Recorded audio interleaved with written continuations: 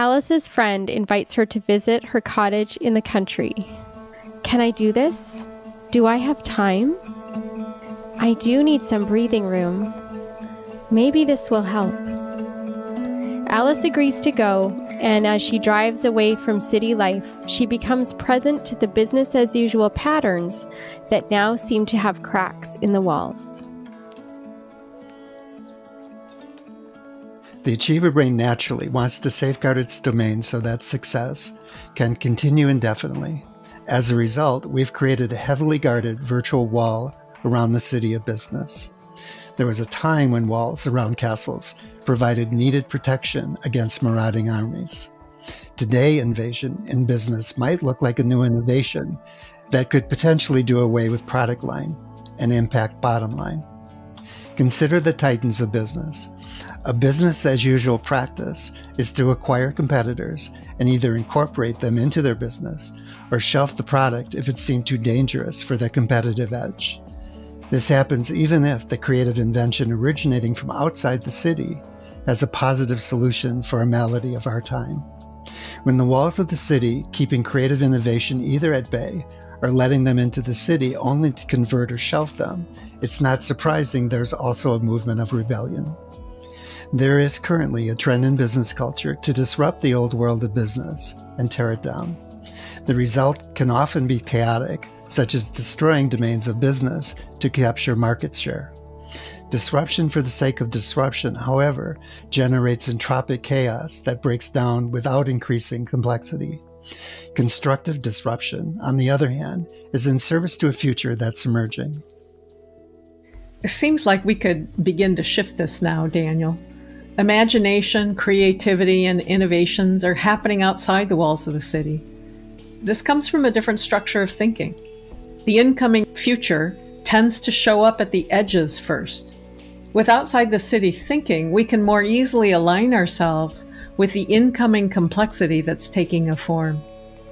Again, the edge in business, cultivating an awakened brain, is being able to differentiate past patterns from incoming patterns emerging from the future. There's a signal outside the city that's preparing us to cultivate a new structure of thinking. Let's look at Steve Jobs, an example of someone working outside the city quite well. He developed the graphic interface for Apple computers at a time when there was none. He was later fired for not running the business the way it was supposed to be. And at the time, he continued outside the city. He recognized Pixar as an innovation outside the city, which was later bought by Disney, who brought it into the city. Then came Next, an upgraded operating system that was integrated into Apple computers when he was rehired by the company to turn it around. Over and over, Steve Jobs brought innovation from outside the city walls to inside the city, which had a significant impact on the computer industry and our technology today. He was able to sustain his outside the city perspective and successfully lead inside the city. It seems important that we also look at what happens when we don't do this, Daniel. While there are positive examples of innovation that comes into the city from the fringes, there are also many examples of government, companies, and leaders inside the city who tend to ignore the signals from outside the city with potentially negative consequences. For example, Netflix was originally developed outside the city when movies were being housed as repositories. The incoming future was pointing towards information flows, which made tangible DVDs less relevant. When Netflix came along, companies like Blockbuster didn't take them seriously and rejected an invitation to buy the company at $50 million, which would have put the innovation inside the city. Because Blockbuster was locked into being big dog in the city, they missed an opportunity. Now Netflix is estimated to be worth $167 billion, and Blockbuster has gone out of business. We also see examples of businesses who began with outside the city intentions that morphed into inside the city marketplace rules. Walmart began with a promise to sell only American-made goods, then shifted over time to purchasing only goods made in China. Amazon began as an innovative way for authors to reach new markets, and then shifted to acquiring businesses like Whole Foods and in a kind of colonial extension, changing the innovative qualities of the businesses they acquired. You know, social media also contributes to the walls of the city with what's called echo chambers that reinforce safeguards, with algorithms that silo people off from other possible perspectives that don't fit the rules.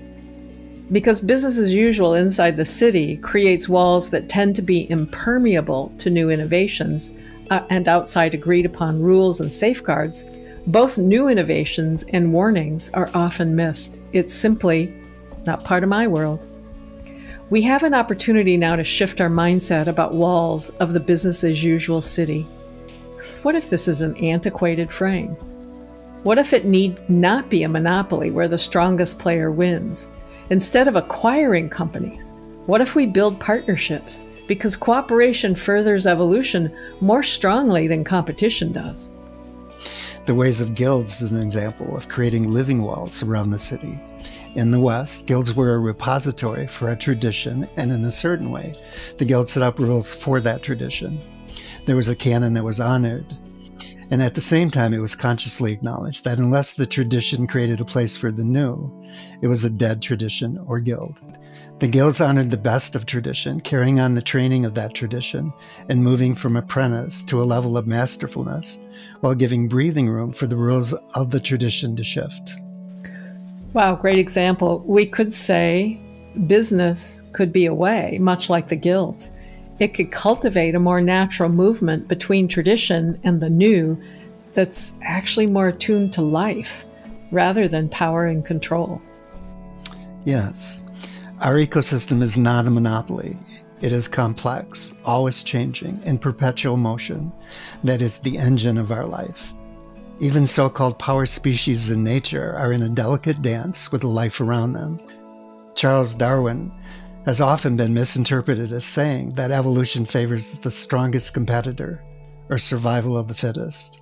He tried many times to correct this misconception, saying evolution was based on cooperation, survival of the many cooperating as an ecosystem.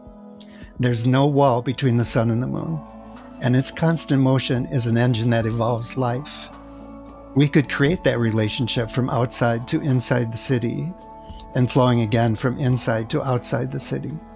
The movement outside the city is the lifeblood that feeds and revitalizes life inside the city.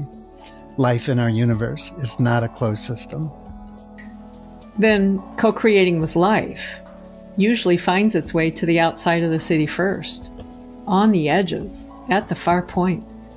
Cultivating a new mindset, extending our reach both inside and outside the city, allows for a permeable, healthy flow of resources and information with the global landscape. This requires a new relationship, however. What if we could be partners together rather than competitors? What would it mean to approach business as a way that is constantly renewing and updating? Stay tuned for Alice's adventure in further micro collections.